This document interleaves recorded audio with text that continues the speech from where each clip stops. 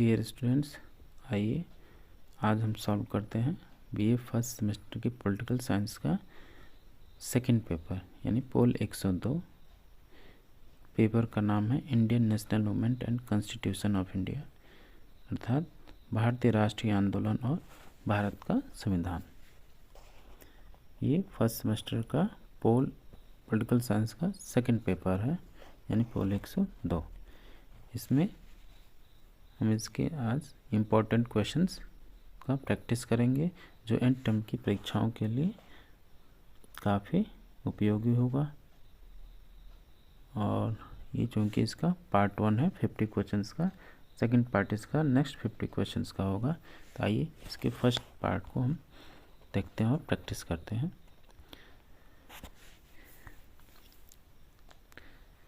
Question number 1, किस act के द्वारा बंगाल के गवर्नर को बंगाल का गवर्नर जनरल नियुक्त किया गया? Option A act of 1833, option B act of 1773, C act of 1784, D act of 1833।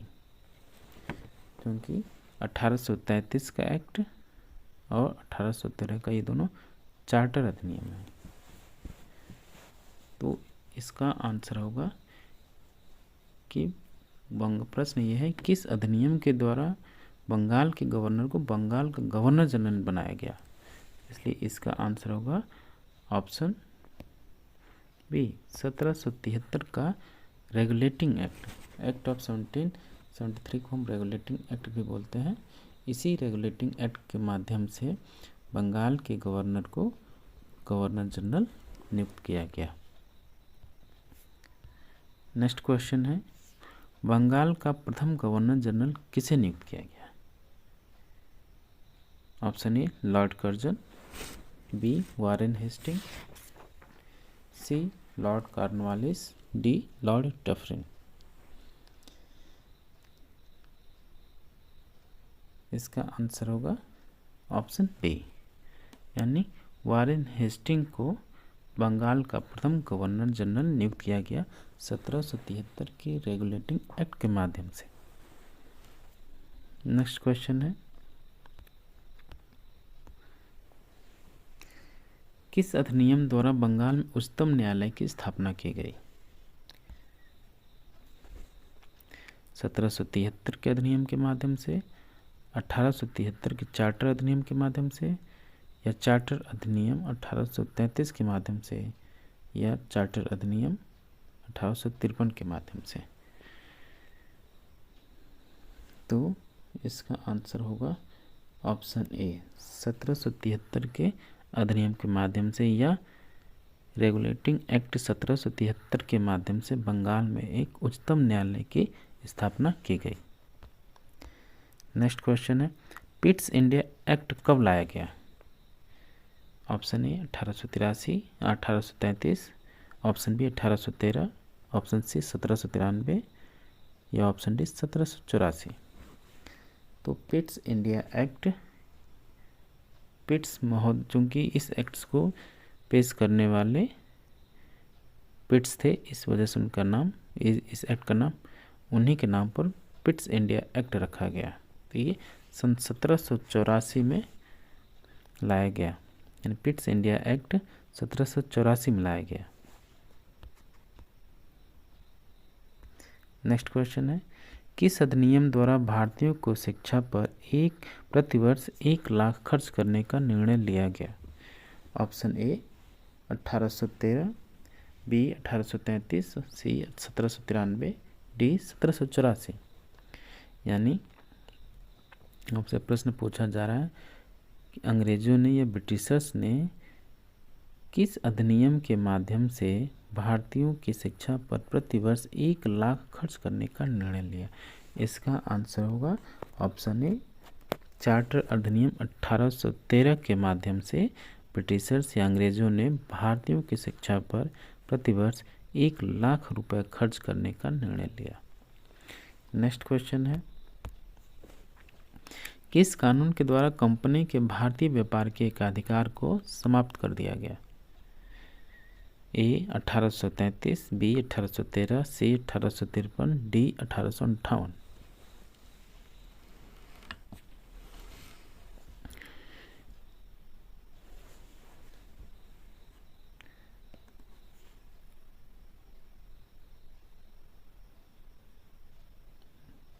इसका आंसर होगा option B 1813।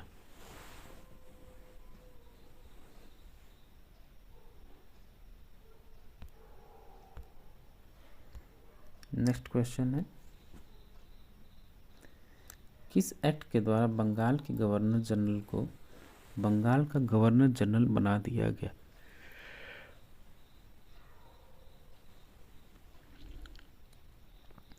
Option A 1813, option B 1833, option C 1793, option D 1773।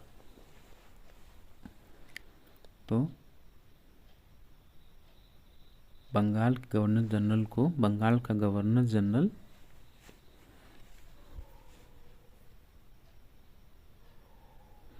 Bengal के गवर्नर जनरल को भारत का गवर्नर जनरल किस अधिनियम के द्वारा बनाया गया?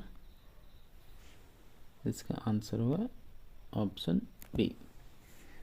तो चार्टर अधिनियम 1833 के माध्यम से बंगाल के गवर्नर जनरल को भारत का गवर्नर जनरल नियुक्त किया गया, इसलिए इसका आंसर ऑप्शन बी 1833 होगा।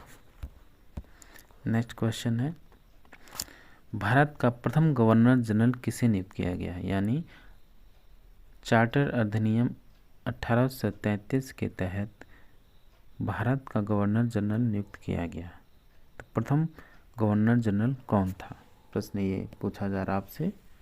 ए Lord Cornwallis, B Lord Curzon, C Lord Mountbatten, D Lord William Bentinck. इसलिए इसका आंसर होगा Lord William Bentinck, option D. भारत का प्रथम गवर्नर जनरल कौन हुआ? Lord William Bentinck. Next question है, सती प्रथा के उन्मूलन में किस व्यक्ति का सर्वाधिक योगदान रहा? ए राजा राम मोहन रॉय, बी केशव चंद्र सेन, सी विवेकानंद, डी दयानंद सरस्वती।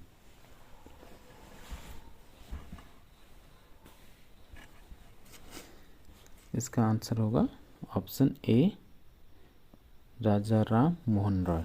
इन्हीं के अथक प्रयासों से सन 1828 में सती प्रथा को उन्मूलन किया गया।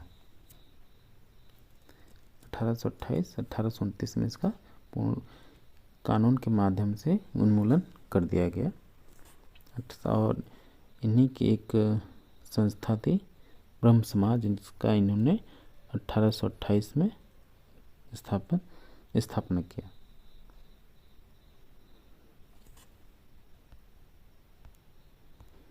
नेक्स्ट क्वेश्चन है, किस अधिनियम के द्वारा कंपनी के शासन को समाप्त कर दिया गया? यानी प्रश्न यह है कि वह कौन सा अधिनियम हुआ जिसमें ईस्ट इंडिया कंपनी के भारत पर शासन को समाप्त कर दिया गया? ए चार्टर एक्ट 1853, भारत शासन अधिनियम 1858, सी रेगुलेटिंग एक्ट 1773, या इनमें से कोई नहीं।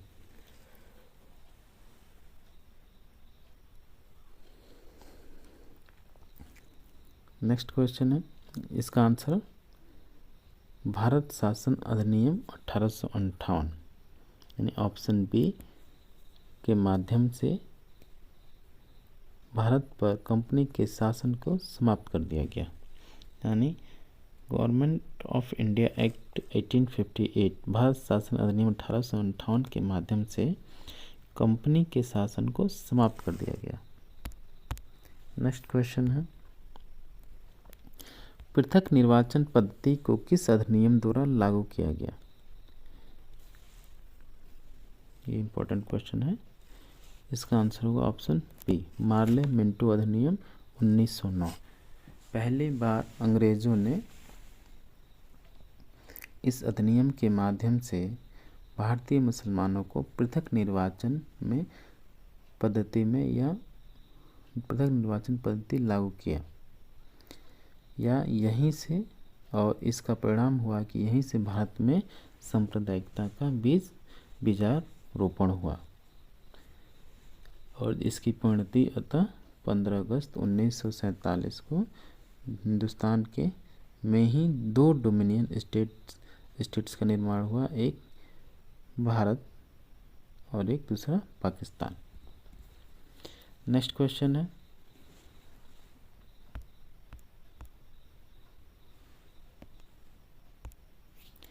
कि भारत शासन अधिनियम 1919 को अन्य किस नाम से जाना जाता है। तो भारत शासन अधिनियम 1919 को मॉन्टेग्यू चेम्सफोर्ड के नाम से जाना जाता है। मार्ले मिंटो सुधार को तो 1909 में आया, और 1919 में जो सुधार अधिनियम आया उसको हम मॉन्टेग्यू चेम्सफोर्ड अधिनियम कहते हैं, इसलिए इसका आंसर ऑप्शन बी होगा। नेक्स्ट क्वेश्चन है, किस अधिनियम के द्वारा केंद्र में द्विसदनीय व्यवस्था का आरंभ कर दिया गया। ए 1919, बी 1909, सी 1861, डी 1935। इसका आंसर होगा भारत शासन अधिनियम 1919, यानी ऑप्शन ए के माध्यम से केंद्र में द्विसदनात्मक व्यवस्था का आरंभ किया गया।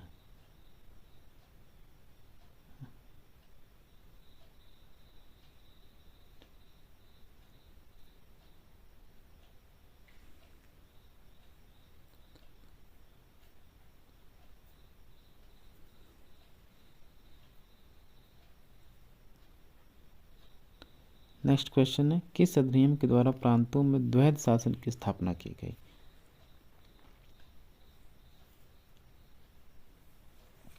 Option A 1861, B 1919, C 1935, D 1909।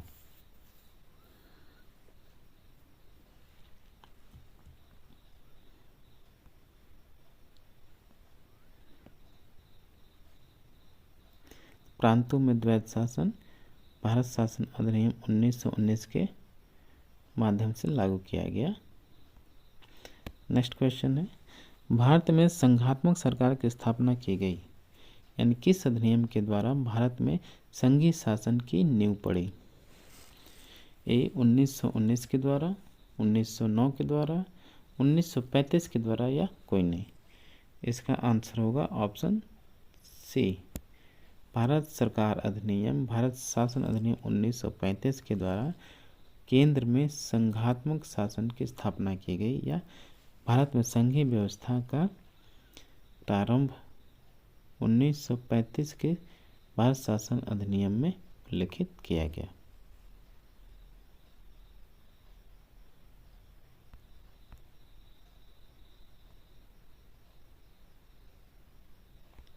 किस अधिनियम के द्वारा भारत में रिजर्व बैंक की स्थापना की गई। इसका आंसर होगा भारत शासन अधिनियम 1935 के माध्यम से भारत में केंद्रीय बैंक की स्थापना की गई, जिसको हम आज वर्तमान आरबीआई यानी रिजर्व बैंक इंडिया के रूप में देखते हैं।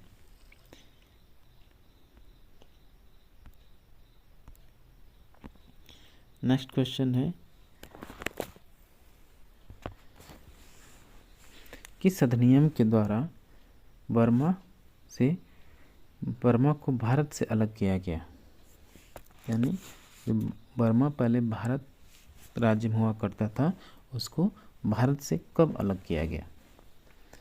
ऑप्शन ए 1861 के अधिनियम के माध्यम से, ऑप्शन बी 1858 के अधिनियम के माध्यम से, सी 1919 के अधिनियम के माध्यम से, या डी 1935 के अधिनियम के माध्यम से।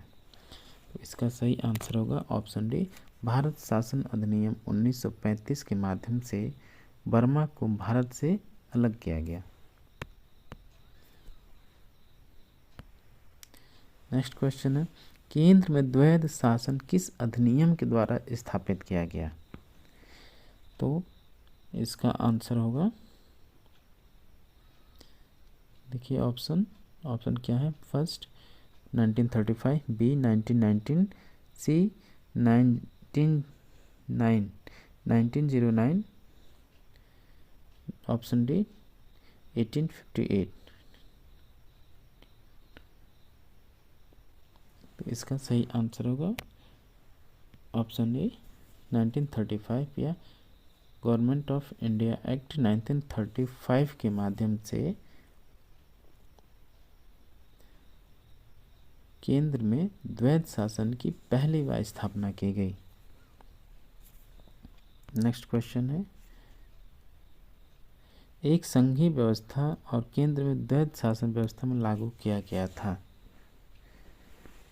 एक संघीय व्यवस्था और केंद्र में द्वैध शासन लागू किया गया।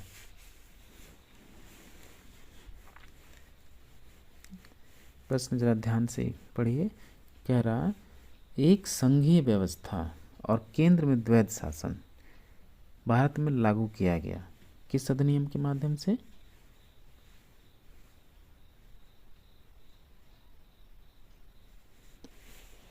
तो भारत सरकार अधिनियम 1935 के माध्यम से एक संघीय व्यवस्था और केंद्र में द्वैध शासन लागू किया गया और इसी अधिनियम के माध्यम से राज्यों में द्वैध शासन को समाप्त कर दिया गया। नेक्स्ट क्वेश्चन है, संविधान सभा की सर्वप्रथम मांग किसके द्वारा की गई? यानी भारतीय संविधान सभा की मांग करने वाला प्रथम भारतीय व्यक्ति कौन हुआ? ए राजेंद्र प्रसाद, बी लाला लाजपत राय, सी एम.एन. रॉय यानी मानवेंद्र नाथ रॉय, डी सुभाष चंद्र बोस। इसका सही आंसर होगा ऑप्शन सी एम.एन. रॉय यानी मानवेंद्र नाथ रॉय। इन्होंने ही 1934 में भारत संविधान सभा की मांग सबसे पहले की। इन्होंने मांग रखा कि भारतीयों के लिए भारतीयों द्वारा निर्मित एक संविधान सभा की आवश्यकता है, इसलिए इसका answer option C M N. Roy होंगे, जिनके माध्यम से सर्वप्रथम संविधान सभा की मांग की गई। नेक्स्ट क्वेश्चन है, भारतीय संविधान सभा का गठन किया गया था, यानी किस समिति या आयोग की सिफारिश पर भारतीय संविधान सभा का गठन किया गया था? ऑप्शन ए है क्रिप्स मिशन, बी है कैबिनेट मिशन प्लान, सी है वेवेल प्लान या ऑप्शन डी कोई नहीं। तो इसका सही आंसर होगा ऑप्शन बी कैबिनेट मिशन, यानी मंत्रिमंडलीय आयोग के माध्यम से भारत में संविधान सभा के गठन के प्रस्ताव को स्वीकार किया गया। नेक्स्ट क्वेश्चन है, भारतीय संविधान सभा का विचार निम्नलिखित में से सर्वप्रथम किसने प्रस्तुत किया?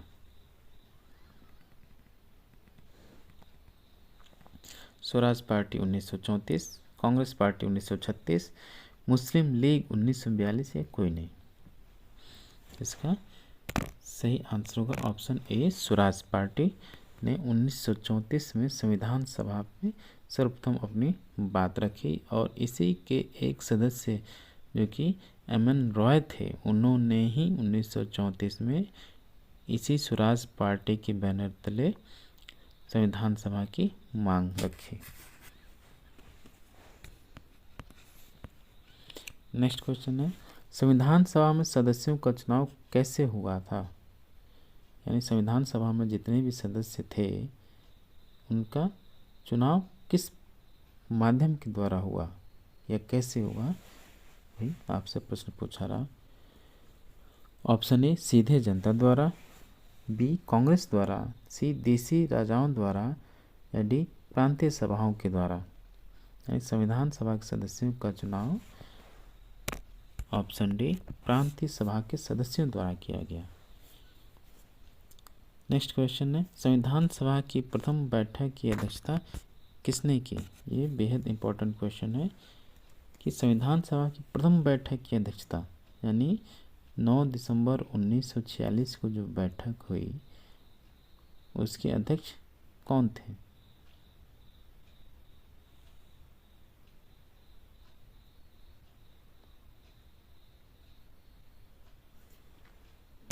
इसके आंसर होंगे बी।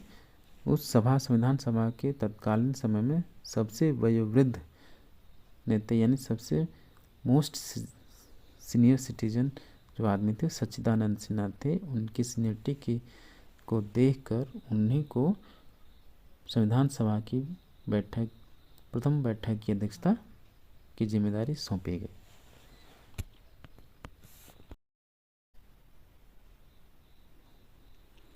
संविधान सभा की प्रथम बैठक की अध्यक्षता किसने की? A doctor Rajendra Prasad, B Sachchidanand Sinha, C B R Ambedkar, D Abdul Kalam Azad.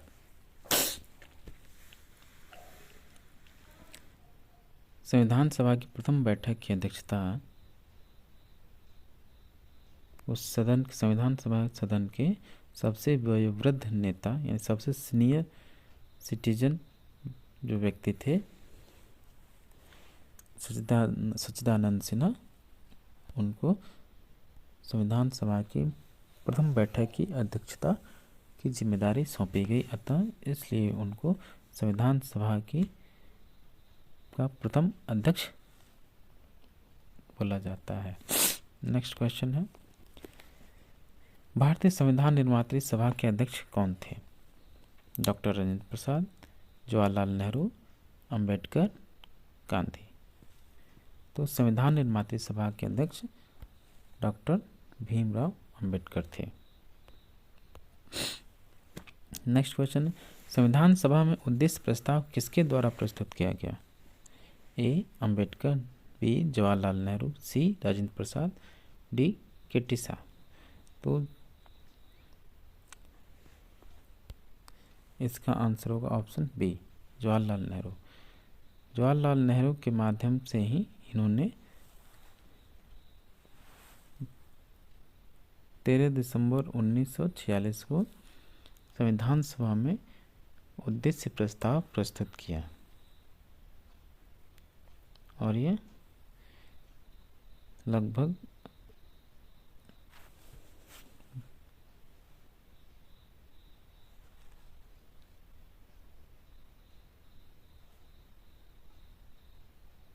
Next question है, भारतीय संविधान सभा की अंतिम बैठक की सही तिथि क्या है? भारतीय संविधान सभा की अंतिम बैठक की सही तिथि क्या है? 26 नवंबर 1949, बी 26 जनवरी 1950, सी 24 जनवरी 1950, डी 15 अगस्त 1947। प्रश्न इसमें ये पूछा संविधान सभा की अंतिम बैठक यानी संविधान सभा अंतिम रूप से 26 नवंबर 1949 को बैठी संविधान सभा और 24 जनवरी 1950 को एक बार पुनः बैठी, लेकिन वो संविधान बनाने के निर्माण से नहीं बैठी। संविधान पर उस दिन सब लोग एकत्रित हुए संविधान सिग्नेचर करने के लिए उपस्थित हुए, इसलिए इसकी अंतिम बैठक 26 नवंबर 1949 को हुई। संविधान सभा में संवैधानिक सलाहकार कौन थे? ए अंबेडकर, बी राजेंद्र प्रसाद, सी नेहरू, डी बी.एन. राव। ये सही आंसर होंगे। भारतीय संविधान सभा के संवैधानिक सलाहकार डॉक्टर बी.एन. राव थे। नेक्स्ट क्वेश्चन है, भारतीय संविधान पूर्ण रूप से कब तैयार हुआ था?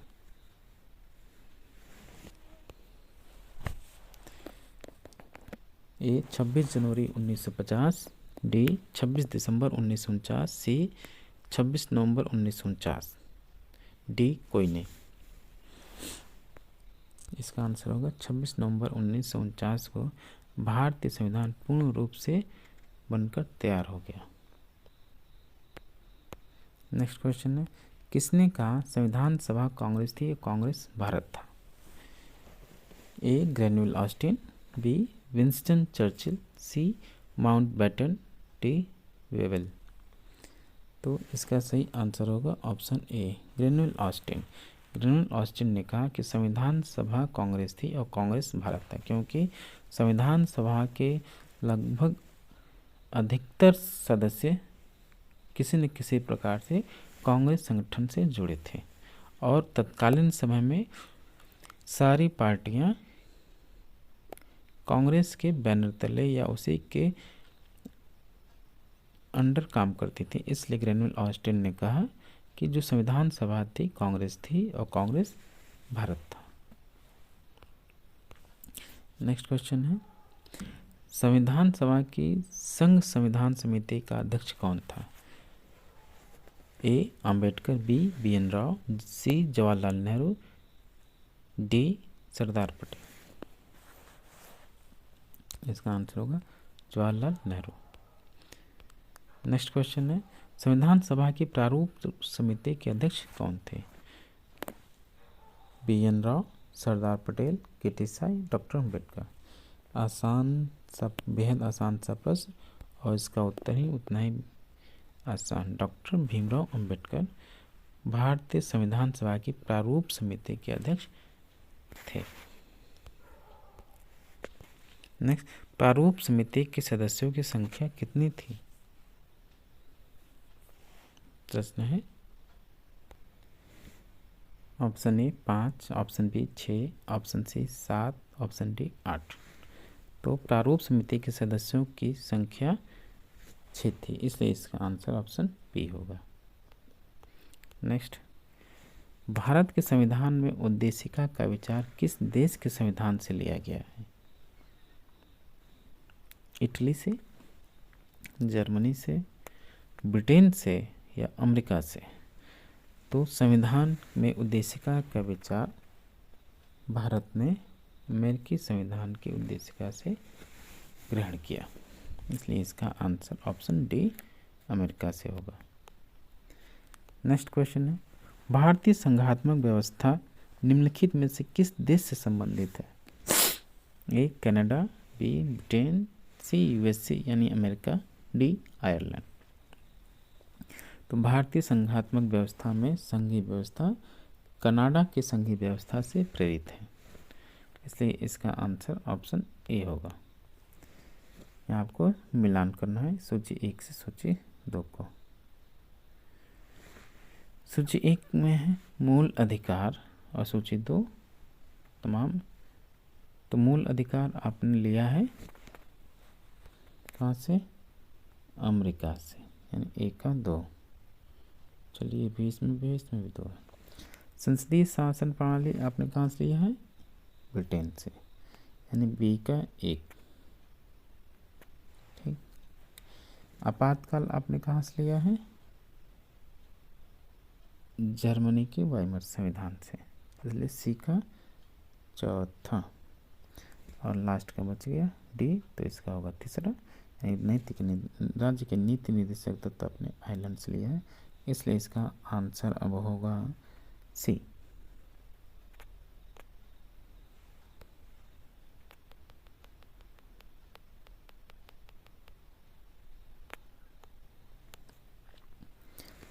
नेक्स्ट क्वेश्चन है, भारतीय संविधान में मौलिक कर्तव्यों को किस देश के संविधान से लिया गया है? ये आप सभी को पता है। आपका मौलिक कर्तव्य कहाँ से लिया गया है? रूस के संविधान से लिया गया है, जिसमें वर्तमान में प्रारंभ में भारतीय संविधान मूल संविधान में मौलिक अधिकारों की व्यवस्था की गई थी, न कि मौलिक कर्तव्यों की। इसका व्यवस्था 42वें संविधान संशोधन 1976 और सरदार स्वर्ण संघ समिति की सिफारिश पर संविधान में जगह दी गई अनुच्छेद 51 का जो भाग 4 के अधीन है।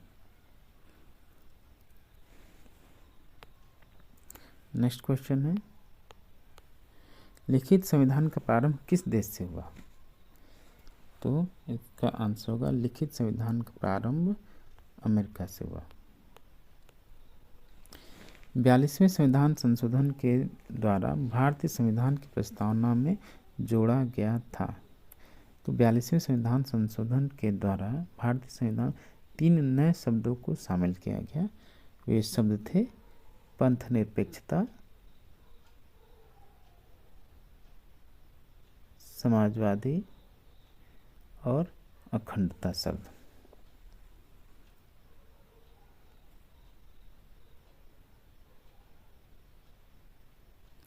तो इसका आंसर होगा डी, समाजवादी और पंथनिरपेक्षता।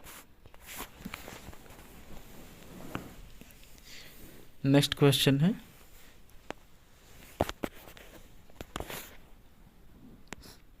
भारतीय संविधान में किस प्रकार के शासन प्रणाली की व्यवस्था की गई है? ऑप्शन ए लोकतंत्रात्मक, बी अध्यक्षात्मक, सी संसदात्मक, डी तानाशाही। इसका आंसर होगा ऑप्शन सी, संसदात्मक। भारतीय संविधान में शासन प्रणाली की संसदात्मक शासन प्रणाली को शामिल किया गया है या व्यवस्था की गई है, इसलिए इसका आंसर ऑप्शन सी होगा, संसदात्मक शासन प्रणाली।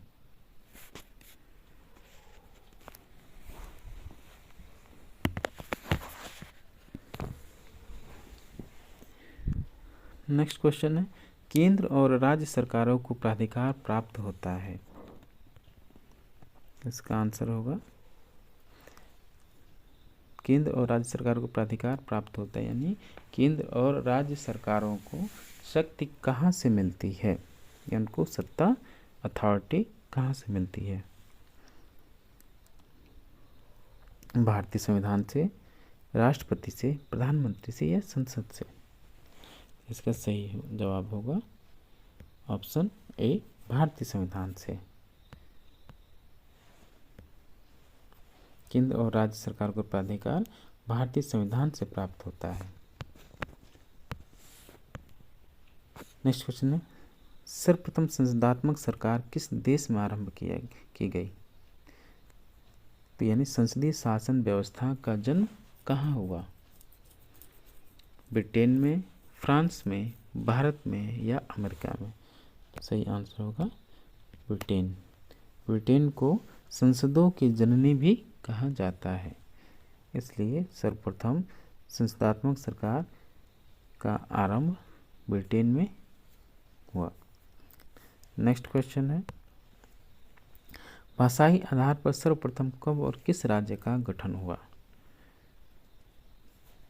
ए राजस्थान 1966, बी आंध्र प्रदेश 1953, सी मध्य प्रदेश 1956, डी उत्तर प्रदेश 1952। तो भारत में भाषाई आधार पर सर्वप्रथम राज्य बनने वाला आंध्र प्रदेश हुआ, इसलिए इसका आंसर बी होगा।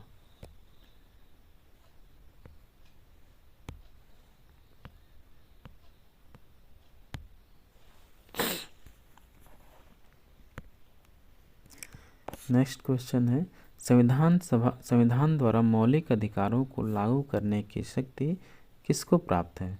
यानी संविधान ने भारतीय नागरिकों को मौलिक अधिकारों को प्रवर्तित या लागू करने की जिम्मेदारी किसको प्रदान की है? तो इसका ए संसद को, बी राष्ट्रपति को, सी भारत के सभी न्यायालयों को, डी सर्वोच्च एवं उच्च न्यायालय को। तो इसका आंसर होगा ऑप्शन डी, भारतीय संविधान ने सर्वोच्च न्यायालय एवं उच्च न्यायालय यानी सुप्रीम कोर्ट और हाई कोर्ट को मौलिक अधिकारों को लागू करने की शक्ति प्रदत्त किया है। नेक्स्ट क्वेश्चन है,